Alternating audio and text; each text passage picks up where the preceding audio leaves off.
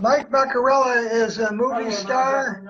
He was in a bunch of scenes in what's the name of that movie about the fugitive? And I was in about 77 movies and TV shows in my career.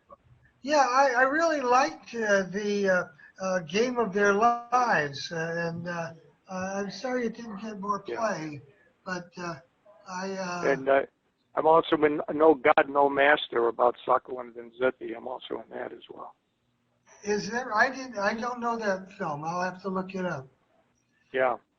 Okay. Well, Mike is a student of, as I was talking, sort of ancient Italian American history that goes before the Great Migration, and he has been delving into the Civil War participation by Italians in the Civil War. Go ahead, Mike. Well, I have a brief couple of paragraphs to read for what I've been doing. May I have the time to read that? Sure. Okay. First of all, I want to tell you that in my research, I have found over 10,000 Italians who served in the American Civil War, and I have all of their records. All right, that's how deep I've delved. Giovanni Scialvo was such an inspiration to me, because if he did not give the details, he pointed the way, and I can use the tools that are at our fingertips today to take those names, look those names up, and there they are. Their names are there. Now, let me read this to you. We have to re-examine our role in American history. For far too long, we've relied on others who have been woefully wrong and unfair about Italian Americans.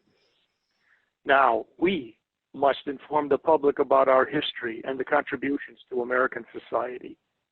The academics, the news outlets, films, radio, and TV shows, and a plethora of others who wrote about us or completely omitted us from history are no longer our sources. It is in their writings, their view has determined the opinion of the public on who we are, which we know is fake news, fake history. This has been woefully wrong and unfair. Now, my goal is to change this and bring the facts out.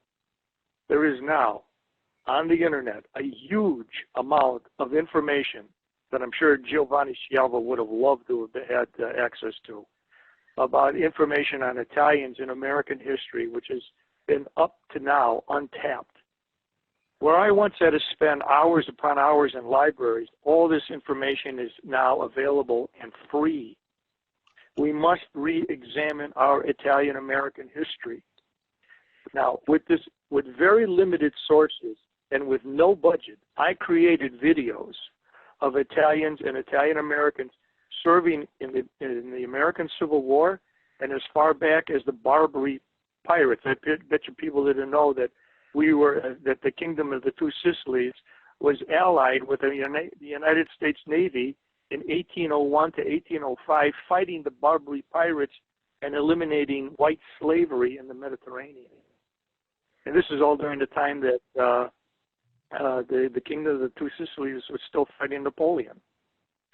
Now, the list that I compiled for this this video, they're very simply lists and some photographs of the graves and of the men serving. And you can just look it up under Italians who served in the American Civil War on YouTube, and about 7 of my videos will pop up. They're very simple, no narrative, no music, because I just don't have the budget to do any of this stuff. But this is what I hope to inspire with everybody else. Because we cannot depend on producers, actors, writers, editors, and all the others we relied on to do any of this production to help us. We have to do it ourselves. We have to rewrite our history ourselves, even if it is only for ourselves to know.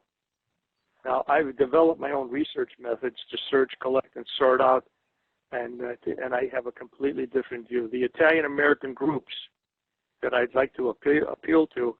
What I was saying is we cannot depend on producers, writers, actors, editors, and all the rest we relied to get any help. Italian Americans have to rewrite our own history ourselves, even if it is only for ourselves to know.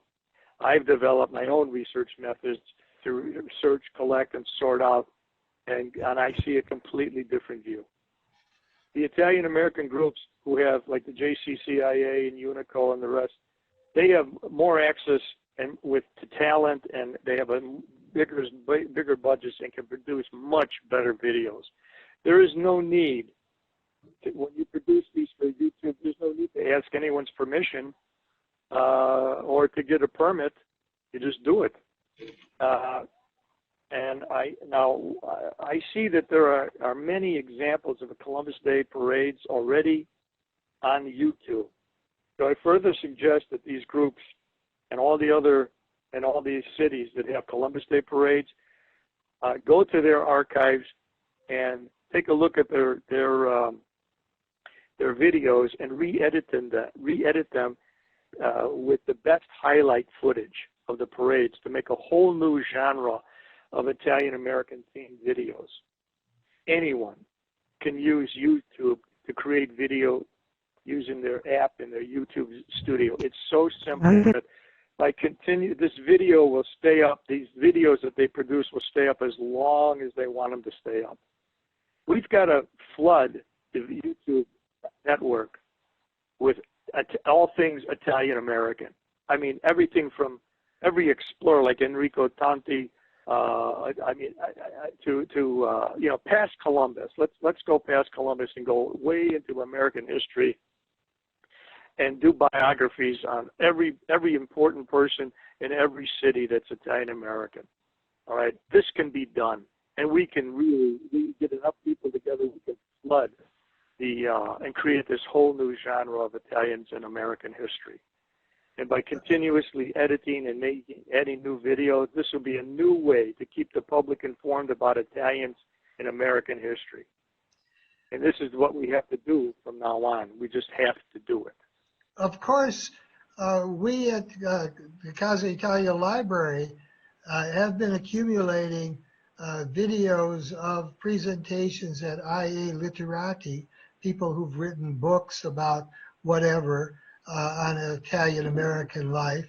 And if you type in my name at YouTube, you will get about 100 YouTube videos, most of which are devoted to some aspect of Italian American history.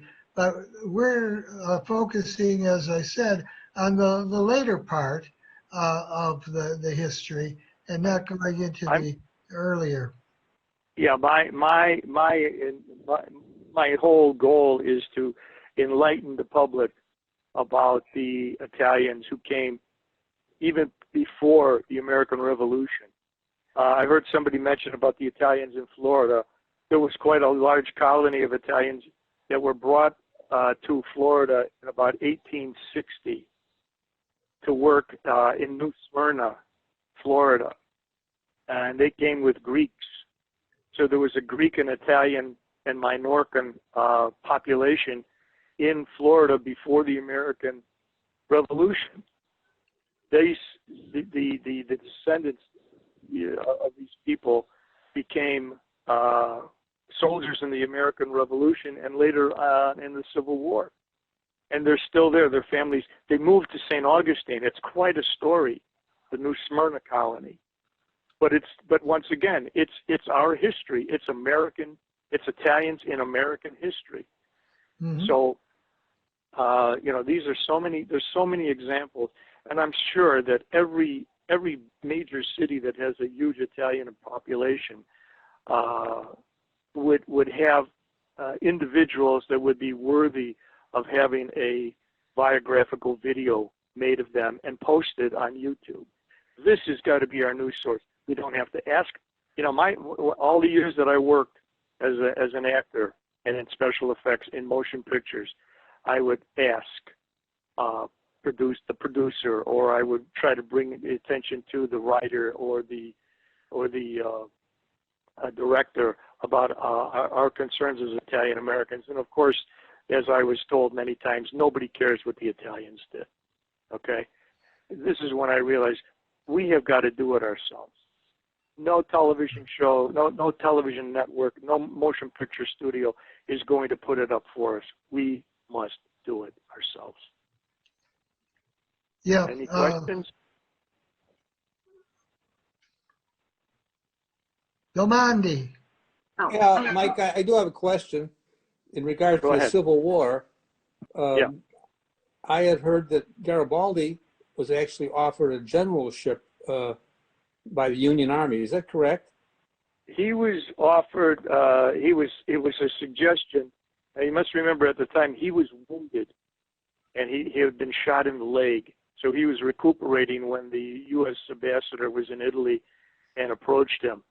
But it would not have been a good idea because he couldn't speak English that well, and you could not have a leader like Grant, General Grant, who could command all the forces.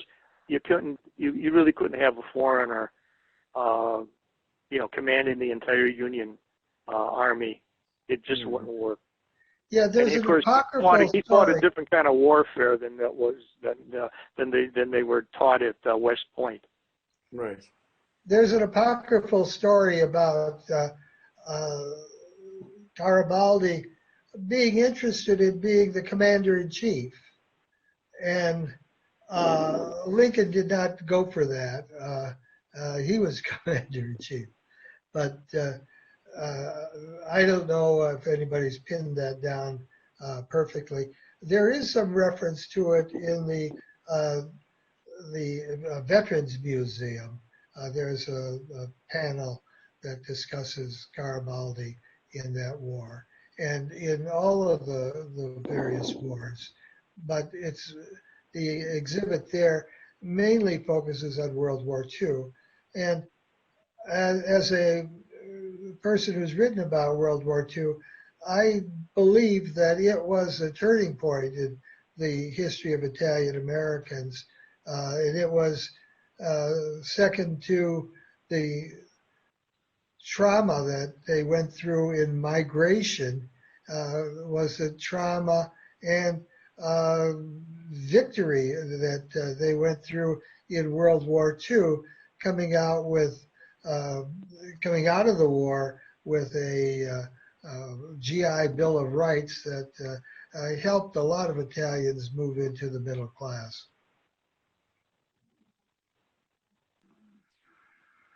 I wanted to mention another something else that anybody that's interested in looking into this, one of the best websites that you can use is called fold3.com. That's FOLD.com.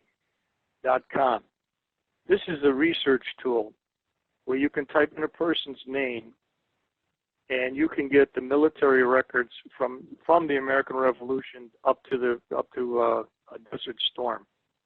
What I do is when I was doing my research on the Civil War, I would type in Civil War, and then the next column I type in Italian or Italy, and saw the thousands of names come up that were Italians who had fought, who were born in Italy and were now in the Civil War. On both sides, by the way. So they were in the Union and they were in the Confederacy as well. Another trick that I've used is to try common Italian names like DE apostrophe or DI apostrophe or Italian first names to tease out. Maybe there were Italians who were born in the U.S. and you could possibly I've been able to go back to find the many of the men that I found were grandsons of Italians who had served, who had come to America before 1800. Mm-hmm. So there's another wonderful site and it's called the National Parks Service Civil War Search of Soldiers, where you can take your method, which I've used myself, type in Giovanni or Giuseppe, Luigi, and their names will come up, and you'll see hundreds of names of soldiers who served in the Civil War who have Italian surnames and Italian last names. They're there. The record is there, and it's open and it's free. But can you go any deeper into finding their stories, except for name, rank, and serial number? Well, then you take when you have shown that you have an Italian name, okay, and a soldier who served in the Civil War. Then your next step is you go to another website, which is called findthegrave.com. Findthegrave.com, you take their first name, their last name, and you type it in, and their grave sites will come up. And many times it'll have a photograph of the person or their current grave site with a history of their family. Uh-huh. And actually, sometimes it'll even go back to their fathers or grandfathers who came. This happened with for an example, Cuneo. The name Cuneo the name Cuneo can be traced back to Columbus coming to America. There was a Cuneo with Columbus. So the name Cuneo has quite of course, in Chicago with the Cuneo Press, this was a very large company. And of course, they built that castle up there in, Vernon Hills. Didn't they also bring Hawthorne Melody? Wasn't it part of the Cuneos? Yeah. So I mean, this is quite a subject that I don't, other than us knowing about it, I think it's something that should be brought out and told. And you can also try the New York Times or the Chicago Tribune, and you can type in a person's name, and it'll spit out the mentions in the newspaper over the last 100 years or whatever. And yes, maybe that's another source that I have, which is called, it's another free source. It's from the Library of Congress. When they've reprinted all of the newspapers that were published in America, including Italian language newspapers, from 1789 to 1963. The website is called Chronicling America, Historic American Newspapers. You could type, you'll be amazed, especially when you type in the Italian newspapers, where you can read accounts of the Civil War in Italian, which were written during the time from San Francisco and New York, their points of view. It's quite an amazing free website for us to use for research. And I really hope that people use this. And you can also type in your name, your last name, see if it comes up. Yeah. So those are some good ideas. And if you would put them in an email, we'll send them around. And maybe if there are they're clickable websites. I'll be glad to share all the information that I can find. If you have questions, but let's please share this information. Let's get this thing going, especially with Columbus Day coming up. It would really be nice for somebody to, take the initiative and republish some of these, of some of this footage from the old Columbus Day. Well, parade. Mike, we have published several books on Amazon, and if you have something that you would like to get published and are not looking to make a profit, I would recommend that to you. Jason is an ace at jumping through the hoops at Amazon to get published books, and we've got 2 or 3 of those books that we've we've produced, and it's as it's they're not quite they don't have the perfection of a what the big publishing house and their design skills and all that, but they're damn good looking, and they look like decent books. And you can, if you can spend a lot of time promoting them, you can sell them, and you can also sell the contents of them through ebooks and Kindle, and make a little bit of money on it. So if you're interested in taking some of what you've put together and publishing it, we can help you do that. Thank you. I'll consider it. Well, anybody else from the group? Maria Rosaria, are you with us, or are you still having technical trouble? I got you back, Dominic. Yeah. And I deactivated the video because that would be easier for me to hear you. But it was coming on and off, and I could hear about Italians participating in the Civil War and World War II. Now, there are many books about this, and this is certainly a way to bring back the reputation of Italians in history, their participation in the war. I think that any effort of this kind is really worthwhile and very precious. Could you hear me? Yes, yes, very well put. Oh, thank you. So that's my opinion. I'm glad to be back and honored to participate. Okay. Well, thank you very much, Michael. We're like to see you visit us in person when things get back to normal. All right. And it's a date. good luck to you in your research.